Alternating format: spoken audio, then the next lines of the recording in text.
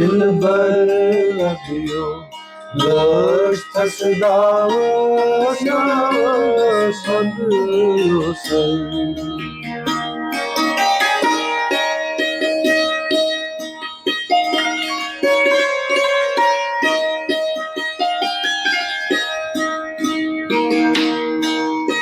Yar svanito Har rotun Yar svanito Har rotun Char karajundo Dina Zina Bhavas Navas Vandıyosar आदाब, आप देख रहे हैं आवाज़ द वॉइस और मैं हूं नज़ीर गनाई। कश्मीर के म्यूज़िक लैंडस्केप की अगर बात करें तो कुछ ऐसे नाम हैं जिनको लेना बहुत ज़रूरी है, और आज जिस शख्सियत से हम आपकी मुलाकात कराने जा रहे हैं, इनका घराना और इनकी लेगेसी बहुत पुरानी है। ही इज़ अभय रुस्तम सोपोरी। ये पंडित भजन सोपोरी के लड़के हैं और एक मायानाज संतूर प्लेयर है। अभय, बहुत बहुत शुक्रिया। आपकी जो वाबस्तगी है, आपका जो बेस है वो कश्मीर है, और आप जो इंस्ट्रूमेंट बजाते हैं, when you talk about Kashmir, when you have to think about Kashmir, it is santoor or the sound of santoor or the sound of rabab that takes you back to the mountains, and they give you that feel, the essence of that place. आपने ये journey कब से start की? क्योंकि आपकी वाबस्तगी उस ख़ानदान से से रही कि जहाँ पे पंडित शंभूनाथ सोपोरी जैसे जो उस्ताद थे वो थे, और फिर आपने अपने वालिद साहब से, पंडित भजन सोपोरी से भी जो है तरबियत ले ली। लेकिन हमारे नाजरीन को अपनी जर्नी के बारे में, कैसे आपने स्टार्ट किया, संतूर के साथ आपकी क्या वाबस्तगी रही, कैसे बताएंगे? पहले तो मुझे इस प्रोग्राम में इनवाइट करने के लिए बहुत बहुत शुक्रिया नज़ीर साहब। आपका ये जो प्रोग्राम है ये सिर्फ एक इंडिविजुअल तक नहीं रहता, मैंने देखा भी है, ये हमारे कल्चर के रूट्स तक चला जाता है। ये बहुत ज़रूरी है हमारे आजकल के समय में, ख़ास तौर पे अगर हम यूथ की बात करें। मेरी शुरुआत जैसे एक ट्रेडिशनल म्यूज़िकल फैमिली में होती है, गुरु शिष्य परंपरा, वैसे ही हुई। सोपोरी सूफियाना घराना जो हमारा है ये 300 साल से ज़्यादा इसकी हेरिटेज है, और एक के बाद एक मास्टर म्यूजिशियंस उन्होंने कैसे सूफियाना रखा, शैविज़म परंपरा, सूफ़ी परंपरा। एक ब्यूटीफुल एस्पेक्ट रहा है कि हमारे यहाँ संस्कृत की compositions, Persian compositions, Urdu, Kashmiri, ये सारे मिक्स होके सोपोरी सूफियाना घराना बनता है। बचपन से ही दादाजी ने सबसे पहले मुझे गाना सिखाया कि पहले गले में होगा फिर हर जगह आएगा। गाने के बाद मैंने सितार सीखा, क्योंकि वो खुद सितार बजाते थे। और वो मुझे पहले गा के बता के कहते थे अब इसको सितार पे उतारो, फिर बाद में आके मेरे साथ सितार पे वो उसको करेक्ट करते थे। अच्छा। फिर संतूर पे वो चीज आती थी, क्योंकि हम जो गाते हैं इंस्ट्रूमेंट वाइज उसको सितार पे अंडरस्टैंड करना इजियर है, और संतूर पे उसको क्रिएट करना वो मुश्किल पड़ता है। तो अगर आपको सितार समझ में आता है या कोई भी इंस्ट्रूमेंट, सितार, सरोद, लेकिन क्योंकि हमारी परंपरा में सितार है तो संतूर बहुत आसान हो जाता है। अच्छा। कैसे वो जो सुरों का लगाव है उसको कैसे क्रिएट करना है, यानी जो मेरा शैली है सोपोरी बाज, जो पापा की शैली है, उसमें गायकी अंग जो वोकल सिस्टम है और तंत्रकारी अंग जो इंस्ट्रूमेंटल सिस्टम है वो कैसे मिक्स होके, कंबाइन होके संतूर पे कैसे आएगा। अगर ध्रुपद है तो कैसे बजेगा, ख्याल है तो कैसे बजेगा, अगर मैं हमारे कश्मीरी सूफियाना का कुछ रिप्रेजेंटेशन कर रहा हूँ वो कैसे बजेगा, ये सारी चीज़ें। और सबसे बड़ी बात मुझे ये लगती है कि मेरा इंटरेस्ट था, और ऊपर वाले के ब्लेसिंग से मैं अपने इंटरेस्ट को अपना कैरियर बना सका। तो इंसान कंट्रीब्यूट कर पाता है। आपके इस सफ़र में जो आपको देखने वाले हैं, आपके इस सफ़र में आपने बीच में एक ये भी स्टार्ट किया कि आप वर्क करें, आप कंट्रीब्यूट करें towards the scholarly part of it, जो सूफियाना है यहाँ का। तो जो आपको देखने वाले हैं, सूफियाना आपको कैसे उनको समझाएंगे कि जो कश्मीरी सूफियाना है वो कैसे डिफरेंट है then the Indian classical music, और क्या उसमें सिमिलरिटीज हैं? एक बेसिक कॉन्सेप्ट सेम है। हमारा आलाप है इंडियन क्लासिकल म्यूजिक में। हाँ, उसके बाद फिर हम से बंदिशों पे चले जाते हैं। हमारे स्थाई है, अंतरा है। हाँ, यहाँ पे हमारी शक्ल है जिसको हम आलाप कह सकते हैं। फिर हमारी जमीन है जिसको हम स्थाई कह सकते हैं। फिर अंतरा आ जाता है। ठीक है। ये एक बेसिक कॉन्सेप्ट है।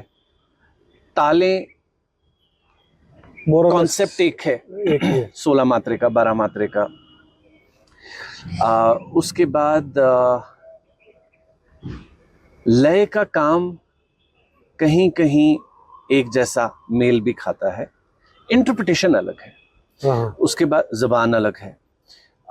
सूफियाना में जो यहाँ की खूबसूरती है, उसकी सबसे अच्छी चीज़ ये है कि स्टेप बाय स्टेप जो ये डेवलप हुआ है, कि शक्ल अगर हम दिखा रहे हैं यहाँ पे कम है, 1-2 मिनट। हाँ, इंडियन क्लासिकल म्यूजिक में आलाप 40 मिनट जा सकता है, बिल्कुल। लेकिन वो 1-2 मिनट में उस मकाम की पूरी जो शक्ल दिखती है वो आ जाती है। और उसके बाद जो हमारा ठय लय है, यानी जिसे हम विलंबित कहते हैं, यहाँ पे जो हमारा वो सिस्टम है, लंगर जो हम कहते हैं, तो वो विलंबित अपने आप में बहुत डिफरेंट है कंपेयर टू वहाँ पे। यहाँ पे जब चाहे वो पहले वसूल बजता था या फिर दुकरा आ गया या अब तबला भी है, वो सॉर्ट ऑफ लपेट में चलता है। हाँ, ये सिस्टम ध्रुपद में है, तो वो सिर्फ महज ताल नहीं देता है, वो मिल के आता है। मिल के आता है। तो कई लोगों को तो शायद समझ में भी ना है हो क्या रहा है, इतना एडवांस सिस्टम है। उसके बाद बंदिशें हैं, यहाँ पे हमारे तिलाने हैं, तराने जिनको बोलते हैं, वो भी बहुत खूबसूरत है। मैंने अपनी शैली में, अपने बजाने के उसमें ये किया, जो हमारे पुराने पारंपरिक हमारे तराने वगैरह थे, कुछ कंपोजिशंस थी, चाहे पर्शियन में थी, उर्दू में थी, मैंने उनको इंडियन क्लासिकल में डाल दिया। अच्छा। और मैं उसको अनाउंस करता हूँ कि ये मेरे सूफियाना परंपरा से है और इसको अब मैंने राग में डाला हुआ है, मकाम से निकाल के राग में डाला हुआ है। बहुत खूबसूरत कंपोजिशंस लगती हैं, क्योंकि वो जेल है तो वो मर्ज हो जाता है। और बहुत सारे मकाम हैं, जैसे मकाम है जिंजोटी, जोग, आसावरी, ये सारे तो इंडियन क्लासिकल म्यूजिक। इससे एक चीज समझ में आती है, हमारा जो म्यूजिक है, कश्मीरी म्यूजिक, ये इतना पुराना है और बहुत सारी जड़ें जो अक्रॉस द कंट्री हैं वो यहाँ से निकली है। और उनका ओरिजिन यहाँ से निकला है, कश्मीर है। अच्छा, तो ओरिजिन की बात जब करें तो बहुत ऐसा डिस्कशन होता है कि संतूर जो एक इंस्ट्रूमेंट है जिसके साथ आपका, I think which is your first love, तो इसका ओरिजिन कश्मीर से है या नहीं है, ये कश्मीर में कब से बजाया जा रहा है? तो जस्ट फॉर द रिकॉर्ड, आपको क्या लगता है कश्मीर और संतूर की कितनी पुरानी रिलेशनशिप है? कश्मीर और संतूर मिनिमम 5 से 7 हजार साल पुराना है और रूट्स उसके कश्मीर हैं। जो लोग कहते हैं कि जिस वक्त हमारे यहाँ पे मान लीजिए पर्शियन इन्फ्लुएंस आया और संतूर पर्शियन म्यूजिक से यहाँ लाया गया, हम बात कर रहे हैं 14th सेंचुरी की। और नीलमत पुराना में हमें इस साज की रेफरेंस मिलती है, जो इसका पुराना नाम है शततंत्री वीणा। जितने भी इस फैमिली के साज हैं, चाहे हैमर डल्सिमर फैमिली को हम अगर पुट कर लें, यानी उसमें यूरोपियन डल्सिमर आता है, अमेरिकन हैमर डल्सिमर आता है, चाइनीज येंचिन आता है, ईरान का संतूर आता है, संतूरी है ग्रीस वगैरह इन सब जगहों पे, सिम्बलम है। सिर्फ संतूर ही वो साज है जिसमें 100 तारे हैं। और 100 तारे इसमें क्यों हैं, इसका आंसर हमें शैविज्म में मिलता है। तो ये साज, शैविज्म, सूफीइज्म हमारे कश्मीर से इतना जुड़ा हुआ है। और जो चीज हमारे पास, जिसकी रेफरेंस हमें वेदास में मिलती है, यानी हम कम से कम 8000 साल पुरानी बात कर रहे हैं, वो हमें 14th सेंचुरी में क्यों दूसरी जगह से चाहिए? बिल्कुल, वो बहुत खूबसूरत है। मुझे पर्शियन म्यूजिक बहुत अच्छा लगता है, लेकिन हमारा जो आइडेंटिटी है, जो हमारा एक इंडिजीनियस कल्चर है, वो एकदम डिफरेंट है। हम ये पीछे पहाड़ है, वहाँ का कल्चर नहीं लेके आए, हम पहाड़ी कल्चर नहीं लाए, हम गुजरी कल्चर नहीं लाए, हम all the way Persian culture कहाँ लेते हैं। हम बीमार हो जाते हैं तो कहते हैं कि बाहर से आया था, वो आउटसाइड कश्मीर से खाना आया था तो उसकी वजह से बीमार हो गए। कश्मीरी अपने कल्चर में इतना इन्वॉल्व है, इतना उसके अंदर रूट के अंदर बसा हुआ है, वो बाहर का कल्चर नहीं लेता। हम आज भी साग के साथ महीनों महीनों डेली खाना खा सकते हैं। ये कश्मीरी सोच है। हमें अपना कल्चर, हमें अपनी विरासत, जो हमारा विरसा है वो इतना प्यारा है और ये जेनेटिक है। हो सकता है कि 10 लोगों को कल्चर के बारे में 10 चीजें ना पता हो, जेनेटिकली अंदर है। लेकिन अभी ऐसी सिचुएशन है कि चूंकि आप कश्मीर बार बार आते हैं, अभी आपकी जो रिहाइश है वो दिल्ली में है, और जब इंसान अपनी रियासत से कहीं दूर चला जाता है और वहाँ की शैलियाँ है, वहाँ का जो म्यूज़िक है, वहाँ का जो इन्वायरमेंट है, उसमें सिमट जाता है, फिर देखता है कि आप मुझे क्या और ऐड करने की ज़रूरत है। तो हमने देखा कि बहुत कम लोग हैं जो संतूर के साथ अभी वाबस्तगी रखते हैं। हाँ, बहुत सारे ऐसे घराने हैं जिनके बेटे अब या जिनके बच्चे अब इसमें नहीं आ रहे हैं, तो it is not a healthy sign. So you also perform, you also get your feedback on the ground. How do you see this should be propagated, maybe officially, unofficially, या घराना भी उसमें क्या कर सकते हैं? देखिए, हमारे कश्मीर के कई घराने रहे, थोड़ा सा नामों में बदलाव भी हुआ, लेकिन अगर हम परंपराओं की बात करें, ट्रेडिशंस की बात करें, उसमें जो हमारे साज नवाज साहब की फैमिली है, यानी रमजान जू घराना, वो आ जाता है। मैं सोपोरी सूफियाना घराने को छोड़ के बाकी जो सिर्फ सूफियाना म्यूजिक में रहे उनकी बात कर रहा हूँ। हमारे कमाल भट्ट साहब हो गए, उनकी परंपरा है, सैतारी साहब हैं, कालीन बफ साहब हैं, कुछ इंडिविजुअल्स भी रहे जिनकी परंपराएं आगे नहीं चली, वो भी रहे हैं, तिब्बत बकाल साहब। तो सब ने अपने अपने लेवल पे कंट्रीब्यूट किया। जहां हम मेजरली लैक कर गए, दैट वाज शेयरिंग। और उसमें मैं ये फील करता हूं कि आज की जनरेशन जिस तरीके से थोड़ा बहुत एफर्ट्स कर रही है सिखाने के लिए, अगर ये पीछे से चलते हुए आया होता, वो उनकी अपनी एक सोच थी कि अगर ये सिस्टम से नहीं है, यानी सूफी परंपरा से नहीं है, संगीत की परंपरा से नहीं है, तो ये इसकी बारीकियां ही नहीं समझेंगे, जो काफी हद तक सही भी है। लेकिन उसके चलते हो ये गया, लोगों ने सीखना कम किया, शेयरिंग कम थी, प्रोपगेशन पे उसका फर्क पड़ता है। दूसरा, आज का यूथ जो है वो सबसे पहले ये सवाल पूछता है कि मेरा ब्रेड एंड बटर इस फील्ड से क्या निकलने क्या वाला हो है। सकता है? सूफियाना अनफॉर्चुनेटली एक ऐसे स्टेज से गुजर रहा है जहां पे एक के बाद एक परंपराएं खत्म हो रही हैं। एक आर्टिस्ट हमारे गुजर जाते हैं, अगली जनरेशन ले नहीं रही है, और हमने रिसेंटली भी ये देखा कश्मीरी सूफियाना म्यूजिक में। मुझे सूफियाना म्यूजिक का फ्यूचर अनफॉर्चुनेटली बहुत डार्क दिख रहा है। साज का नहीं, संतूर का नहीं, हमारे सूफियाना म्यूजिक का ये बहुत सिमटता चला जा रहा है। गवर्नमेंट लेवल पे एक बहुत मेजर पॉलिसी मैटर है जिसको एड्रेस करना होगा। अभी भी थोड़ा सा समय है, अगर हुआ तो हुआ, नहीं तो मैं पहले भी बोला था, सूफियाना म्यूजिक हमें किताबों में ही मिलेगा। जैसे हम आज बात करते हैं कि पहले ऐसे ऐसे साज होते थे और वो सिर्फ किताबों में है, फोटोज तक नहीं है, बस वही मिलेगा, सूफियाना म्यूजिक होता था। अगर हम काम सिर्फ इसलिए करते रहेंगे क्योंकि हमें किताबें भरनी है, वो चाहे इंडिविजुअल लेवल पे हो, ऑर्गेनाइजेशन लेवल पे हो या गवर्नमेंट लेवल पे हो, क्योंकि मैं बहुत सारी चीजों में फील करता हूँ कि इतने डिकेड्स में ये चीजें मिस हुई।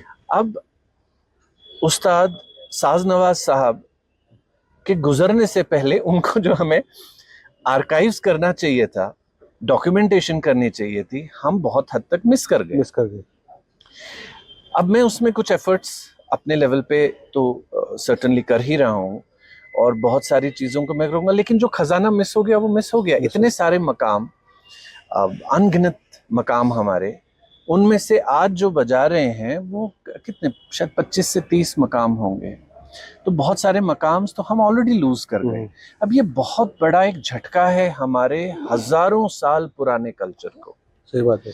क्योंकि जिस वक्त, जैसे मैंने आपको बताया, क्या रीजन है कि हमारे पास मकाम झंझोटी है और इंडियन क्लासिकल म्यूजिक में राग झंझोटी है। शारंगदेव कश्मीर के थे, यानी कोई ऐसी चीज है जो कश्मीर से बाहर गई है, जिसपे फर्दर रिसर्च वर्क भी बहुत इंपॉर्टेंट है। और आज हम स्ट्रगल कर रहे हैं अपनी विरासत को बचाने के लिए। ये तो हो गया सूफियाना का एस्पेक्ट। संतूर में आजकल के जो हमारे बच्चे हैं वो थोड़ा सा फिल्मी और ज्यादा चले गए हैं। अच्छा, बुराई कोई नहीं है, बहुत अच्छा है। इतना खूबसूरत म्यूजिक है हमारा बॉलीवुड का, उसको क्यों ना बजाया जाए। लेकिन आप रूट्स नहीं सीख रहे हैं, आप अपनी बुनियाद नहीं बना रहे हैं। आप रेत के ढेर पे बिल्डिंग बना रहे हैं, एक वेव के साथ, एक हवा के साथ वो नीचे गिर सकता है।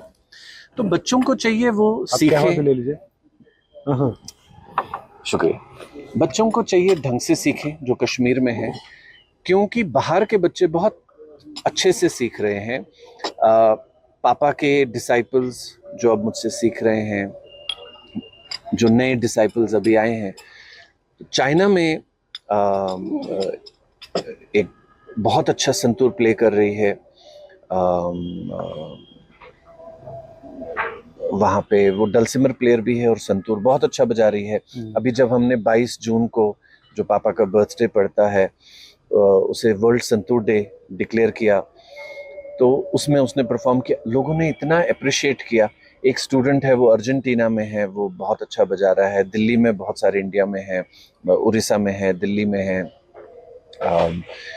उज्जैन में है, इसके अलावा अमेरिका में है, यूरोप में है। तो बाहर इतने बच्चे सीख रहे हैं, बड़े सीख रहे हैं, स्वीडन में है। तो हमारे कश्मीर में भी बच्चों को चाहिए प्रॉपरली सीखे। अब इस टाइम पे हमारा सबसे बड़ा कंसर्न है कि संतूर, जैसे पापा ने बहुत एफर्ट्स करके दिल्ली यूनिवर्सिटी में संतूर ग्रेजुएशन, मास्टर्स और पहला बैच पीएचडी का निकलने वाला है, जिनकी पूरी एजुकेशन जो है वो संतूर में रही है। क्या बात है। यानी संतूर के पहले जो प्रोफेसर्स होंगे, असिस्टेंट प्रोफेसर्स, वो निकलेंगे अब। तो ये बहुत बड़ी बात है। हमें कश्मीर में भी इसको करना पड़ेगा। संतूर हमारे पास कश्मीर यूनिवर्सिटी में है। मैं कोशिश कर रहा हूँ कि उसको थोड़ा सा प्रॉपरली लिया जाए। सूफियाना वहाँ पे सिखाया जा रहा है, लेकिन वो ग्रेजुएशन लेवल पे है। सूफियाना तो तब भी ठीक ठाक है क्योंकि शबीर जी सिखा रहे हैं, लेकिन इंडियन क्लासिकल म्यूजिक को लेके हमें सोचना पड़ेगा। लेकिन व्हाट नेक्स्ट? जब ये बच्चे यहाँ से बाहर निकलेंगे तो इनका एडमिशन नहीं हो सकता है। तो वो जो उस क्वालिटी तक पहुंचना है, तो उसके लिए बहुत सारे एफर्ट्स करने पड़ेंगे।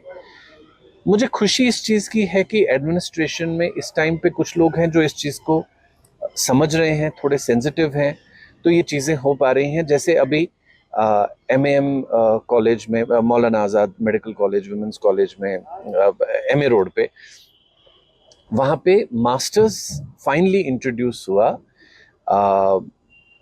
वोकल के लिए।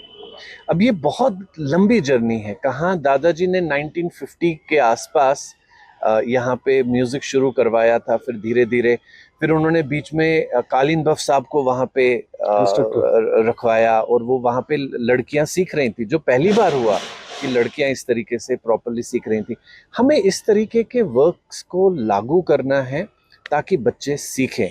यानी हम बच्चों को ब्लेम नहीं कर सकते कि आप सीख नहीं रहे, हमें एवेन्यूज भी तो क्रिएट करने हैं कि वो सीखें। अच्छा, अभी आपने कुछ एक्सपेरिमेंट्स ये भी किए। You also conducted few orchestras here which were popularly taken in the society also, and then कुछ बॉलीवुड में भी आपने काम किया। जैसे कि अगर आप देखें, आपका जो गाना दिलबर, वो बहुत मकबूल आम रहा। तो आपका उस म्यूजिक के साथ क्या, कैसी वाबस्तगी रही, और क्या आप चाहते हैं कि आगे भी आप वो करते रहें? देखिए, ऑर्केस्ट्रेशन, कंपोजिशन दोनों मैंने पापा से ही सीखा, जैसे संतूर। और ऑर्केस्ट्रेशन की बात की जाए तो मुझे बहुत अच्छा लगता है। मतलब मुझे दिल, मतलब एक होता है कि कोई चीज़ आपके दिल के बड़े करीब होती है, वो मुझे ऑर्केस्ट्रेशन लगती है। जिस वक्त आपके सामने स्कोर शीट होता है और आपको वो पूरी लाइंस भरनी है कि वायलिन पे क्या आएगा, ब्रास पे क्या आएगा, विंड पे क्या आएगा, हमारे कश्मीर का क्या आएगा, तो मुझे वो कंपोज करना और अरेंज करना बहुत अच्छा लगता है। वो एक ऐसी चीज है जिसमें फंड्स चाहिए वो डिमांड करता है। जिस वक्त आपके पास इतने म्यूजिशियंस हो, उनका रिहर्सल हो, इट्स अ ह्यूज बजट। तो वो बजट मांगता है। हमारे यहाँ पे हो नहीं पाता है वो इतना। तभी मेरे ऑर्केस्ट्रेशन, हालांकि मुझे इतना पसंद है, होते कम है, रेगुलरली इतना ज्यादा हो नहीं पाता है। तो लेकिन मेरी कोशिश एक रहती है, जैसे जब हम लोगों ने शालीमार में प्रोग्राम किया, या उसके अलावा दिल्ली में भी हुआ, पूना में भी हुआ, और कई जगह पे मैंने ऑर्केस्ट्रेशंस की। मैंने 2003 में अपना पहला ऑर्केस्ट्रा कंडक्ट किया था, कंपोज कंडक्ट किया था। ये आईसीसीआर का फंक्शन था, दिल्ली के कामानी ऑडिटोरियम में हुआ था। फिर 2004 में, 5 में ये हुआ। पहले 25 के करीब म्यूजिशियंस थे, फिर 45 के करीब हुए, फिर 75 के करीब हुए। जो जुबिन मेहता साहब के साथ यहाँ पे हुआ था, बवेरियन स्टेट ऑर्केस्ट्रा के साथ, उसमें 100+ म्यूजिशियंस थे। उस पूरे ऑर्केस्ट्रा में आप देखेंगे कश्मीर अपनी जगह खड़ा रहा। यानी उस कंपोजिशन में मैंने यहाँ का फ्लेवर लिया, ऑर्केस्ट्रेशन अपने पूरी जबरदस्त चल रही थी, लेकिन कहीं पे भी कश्मीर डिस्टर्ब नहीं हुआ। बिल्कुल। और अगर मैं फ्यूजन वर्क भी करता हूँ, मैं इसमें ये पॉइंट ऐड करूंगा कंपोजिशंस पे आने से पहले, कि अगर मैं फ्यूजन वर्क भी करता हूँ, मैंने फोक का भी फ्यूजन किया, जिसमें कि मैंने थोड़ा बेस यूज किया, और मटके को एक डिफरेंट एंगल से वो मैंने खुद ही बजाया।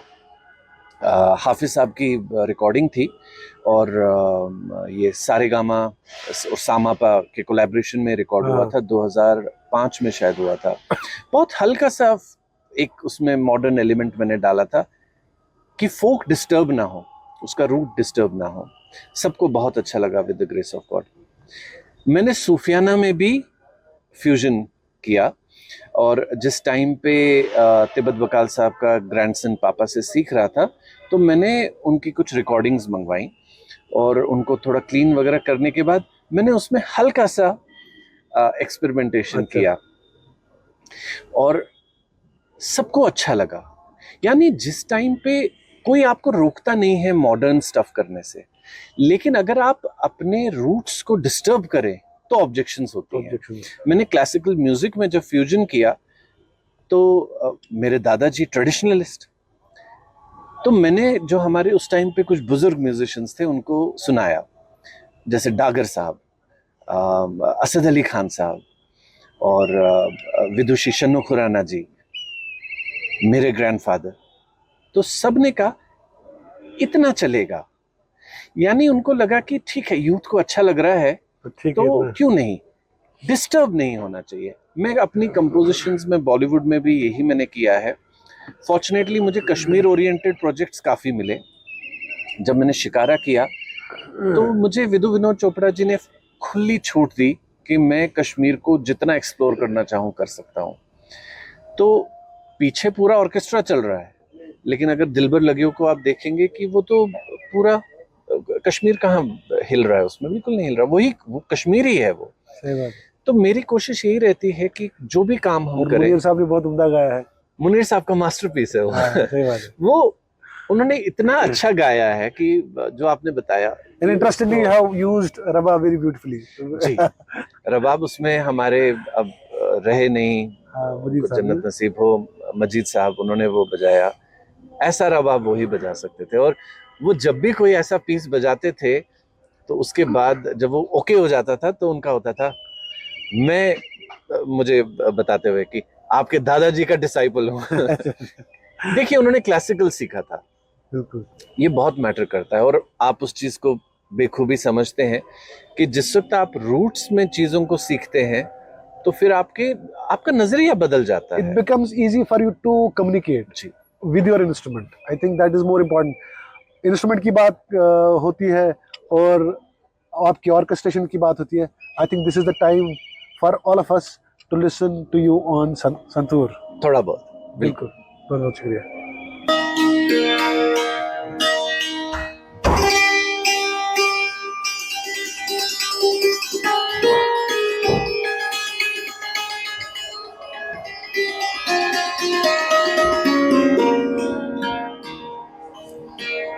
प्लेइंग फॉर्मेट में कितना फर्क पड़ता है, ये हमारा सूफियाना सिस्टम है बजाने का। बहुत बढ़िया।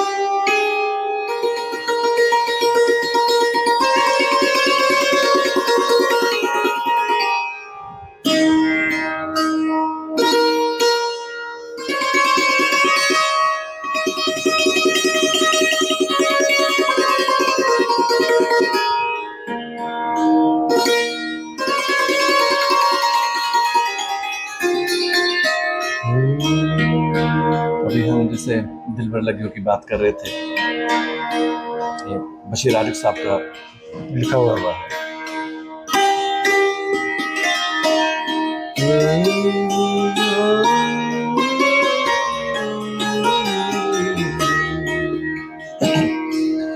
दिलबर लगियों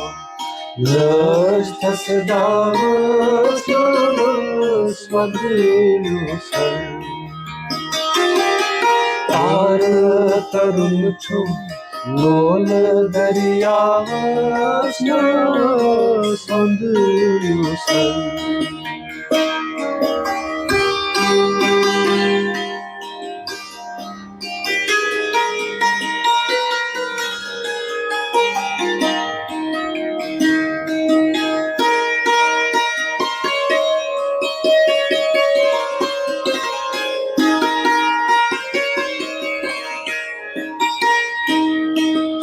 क्या कर लोल तबन करनम सु जानन मोरम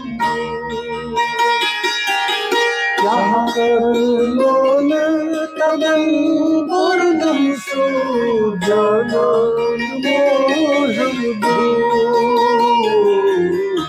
आरने Mas tawas nawas mandu sar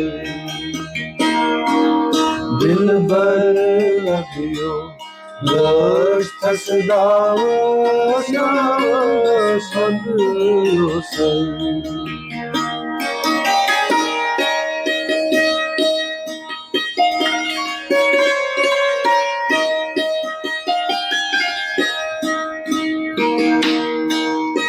यार स्वयं तो हार रटन क्या यार स्वयं तो हार रटन क्या चार करांगो बिना जीन बुहावस नावस बंदो सर दिलबर लगियो हसदावस नावस बंदो सर। क्या बात है, पूरा वो कश्मीरी रंग, और आपने बहुत खूबसूरती से इसको फिल्म म्यूजिक में इस्तेमाल किया जी। तो जब पंडित भजन सोपुरी साहब की बात करें तो उन्होंने बहुत एक्सपेरिमेंट्स किए संतूर के साथ, और ख़ास तौर से जब संतूर की बात करें कुछ एडिशंस भी किए। तो चूंकि इस वक्त आपके पास संतूर है, क्या आप भी वो एडिशंस को फर्दर ले रहे हैं, और वो एडिशंस क्या है? देखिए, संतूर बहुत सारे आर्टिस्ट हमारे कंट्री के, उन्होंने हल्का सा भी कुछ चेंज किया तो उन्होंने साज का नाम बदल दिया। बिल्कुल। और पापा से एक बार किसी ने पूछा तो उन्होंने कहा, एक ये कश्मीर को रिप्रेजेंट करता है तो मुझे नया साज बनाने की जरूरत नहीं है इसको, लेकिन ट्रेडिशनल संतूर से ये संतूर एकदम डिफरेंट है। अगर आप साइज देखेंगे, पहले तो ये बड़ा है, बिल्कुल। हमारा सूफियाना संतूर 25 ब्रिज का होता है, बिल्कुल 1.5 सप्तक का साज है। यानी अगर हम साज से बात करें तो यहाँ से शुरू करें तो सा रे गा मा पा धा नी सा रे गा मा पा, ये रेंज है। हाँ, पंचम तक, 1.5 सप्तक का साज है। तो ये रेंज है, थोड़ा सा ब्रिजेस में गैप रहती है तो साइज बड़ा है, अदरवाइज यही सूफियाना संतूर का साइज है। इंडियन क्लासिकल म्यूजिक में हमारे 3 सप्तक तो मिनिमम रिक्वायर्ड है। तो नी सा रे गा मा पा धा नी सा 1 सप्तक, 2 सप्तक, 3 सप्तक। सो आपका लोअर ऑक्टेव भी आ गया, आपका मिडिल ऑक्टेव भी आ गया, हायर ऑक्टेव भी आ गया। क्योंकि बहुत सारी हमारे सूफियाना में जो लोअर ऑक्टेव है, यानी मंदर सप्तक जो हम कहते हैं, तो मंदर सप्तक नहीं है। अच्छा, कभी कभी कोई आर्टिस्ट एक नोट लगा भी लेते हैं तो वो गाते हैं, बजाते नहीं है क्योंकि साज में है नहीं। लेकिन मकामाज बेसिकली ऑपरेट इसी 1.5 सप्तक में सारे करते हैं। कोई हायर ऑक्टेव में ज़्यादा रहेगा, षडज पंचम के बीच में उसका ज़्यादा रहेगा, कोई मिडिल ऑक्टेव में पंचम षडज के बीच में ज़्यादा रहेगा, कोई षडज और पंचम के बीच में ज़्यादा रहेगा, लेकिन स्ट्रक्चर यही है। क्लासिकल में सस्टेन बहुत इम्पोर्टेंट है। तो वहाँ पे अगर आप देखेंगे हमारे नॉर्मल ब्रिज तो ऐसे होते हैं, जो ये जवारी वाली ब्रिज है, बिल्कुल ये मैंने इसमें ऐड किया था, ये वाला, ठीक है। तो साउंड एकदम डिफरेंट है, अगर आप देखेंगे एकदम डिफरेंट साउंड है ये, खासतौर पे जब हम लोअर ऑक्टेव का यहाँ पे काम करते हैं तो बहुत फर्क आता है। दूसरा, क्लासिकल में जब हम गाते हैं, सूफियाना में कट बोल है, क्लासिकल म्यूजिक में नहीं चलता। क्लासिकल है, अब गवैया क्या गाएगा, रे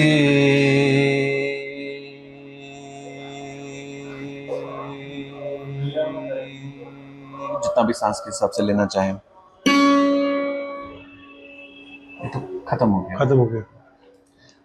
तो एक एक चीज क्लासिकल के पॉइंट ऑफ व्यू से, जिसको हम सोपोरी बाज कहते हैं, तो ये संतूर सोपोरी बाज का संतूर है, पापा की शैली का संतूर है। यानी अगर मैंने गाया धे,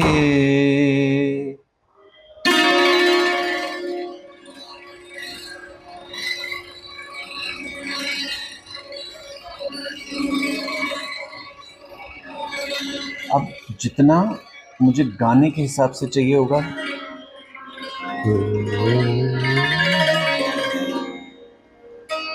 तो सोपोरी बाज बेसिकली संतूर पे गाना है। यानी देना ये अलग है, ये वो है जो मैंने गाया, यानी देना ये अलग है। एक तरीका ये है मेरे पास, यानी किस तरीके से जो बोल है हमारे सिस्टम में, एक दा बोल है, एक रा बोल है, जो रबाब में भी वही है बेसिकली। हम जब ऐसे लेंगे तो दा है, ऊपर आएंगे उलट आएंगे तो रा है। यानी किस तरीके से बोलों को लेके, गायकी अंग को लेके, वोकल सिस्टम को, तंत्रकारी अंग को लेके कैसे हम आते हैं। उसके बाद जो स्ट्रक्चर में एडिशंस हुए, जैसे आप देख रहे हैं तुम्बा है तो सहपाया हट गया, तुम्बा आ गया। उसके बाद यहाँ चिकारी है, चिकारी बहुत इंपॉर्टेंट है क्लासिकल में इंस्ट्रूमेंट पे, उसकी रिक्वायरमेंट बहुत ज़रूरी है। उसके बाद हमारे तरबे हैं इसमें, ताकि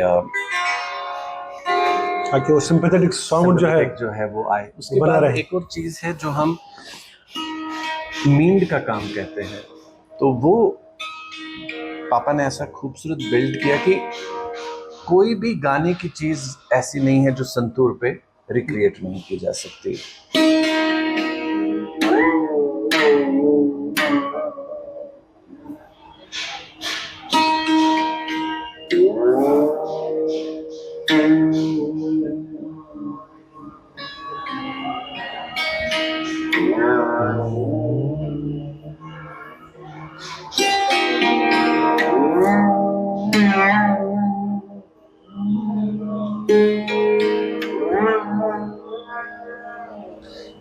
तो 2.5 सप्तक तो यहाँ मिलते हैं, तो 5.5 ऑक्टेव का रेंज है संतूर पे।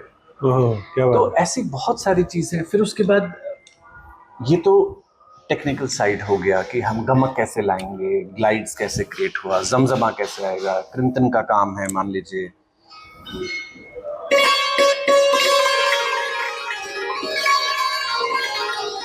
ये सारा कृंतन के उसमें आता है। गमक का और भी वेरिएशंस हैं, मान लीजिए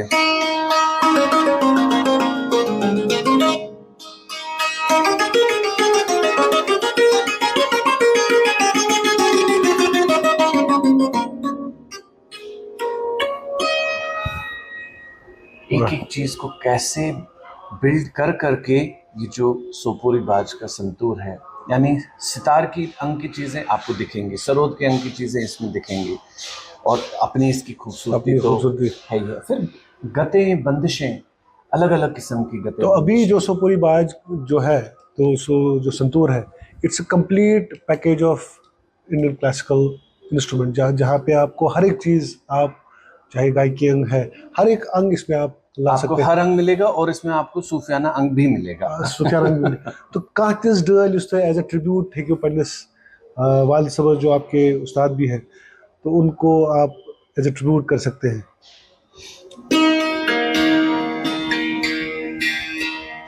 एक हमारा पापा की ही कंपोजिशन है, इसमें आप हैंड मूवमेंट देखिएगा कैसे डिफरेंट आता है। तो सूफियाना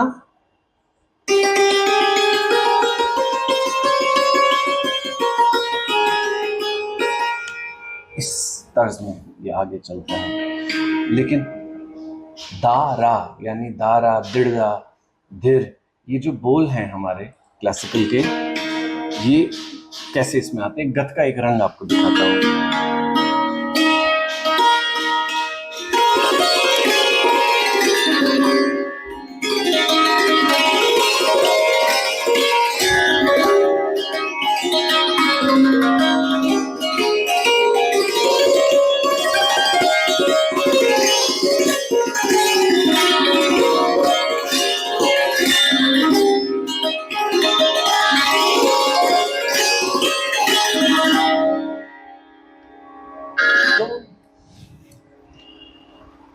जो आपकी कंपोजिशन है, हर राग में हर कंपोजिशन नहीं चलती। इसमें जब छंद का काम पापा से सीख रहा था, बहुत स्पेशल है सोपोरी बाज का, तो उन्होंने मुझे ये बताया कि जरूरी नहीं है जो छंद से फॉर एग्जांपल राग मारवा में अच्छा लगेगा वो सोहनी में भी अच्छा लगेगा। सही बात है। ये दोनों बदलेंगे, तो वहाँ कौन सा होगा, यानी आपको एक टाइम पे अगर कोई एक राग बजा रहे हैं, आपको उसके इर्द गिर्द के राग भी पता होने चाहिए, छंदों का विस्तार पता होना चाहिए सोपोरी बाज में, क्योंकि यहाँ से लयकारी नहीं है, यहाँ छंदकारी भी है। और छंद शास्त्र तो फिर अलग ही शास्त्र है, बिल्कुल, वो तो पूरा अंडरस्टैंड करना पड़ता है, पढ़ना पड़ता है, याद करना पड़ता है। सही बात है। तो गतों के अलग अलग वेरिएशंस हैं, किस तरीके से उसको, यहीं पे अगर कोई बंदिश में बजाऊं तो एकदम बदल जाएगा। अभी राग भीम है, इसी समय का राग है।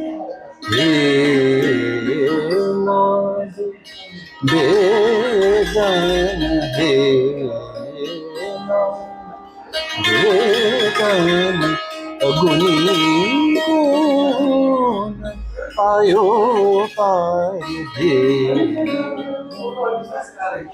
तो गत इंस्ट्रूमेंटल कंपोजिशन एकदम अलग तरीके से बजेगा, बंदिश वोकल कंपोजिशन एकदम अलग तरीके से बजेगा। और क्योंकि हम बहुत सारी चीज़ें फिर इसमें सूफियाना की मैं जोड़ता हूँ, हमारी पुरानी पारंपरिक कंपोजिशंस हैं, तराने हैं, वो भी गाता हूँ, तो वो सब अलग अलग ढंग से आते हैं। बहुत बहुत मतलब ये तो एक ऐसा समंदर है जहाँ जहाँ आपने डुबकी मार ली, उसके बाद इसका कोई अंग नहीं है। तो आप जितना आप हो सके आपसे उतना आप ले लो, उतना आप सीख लो।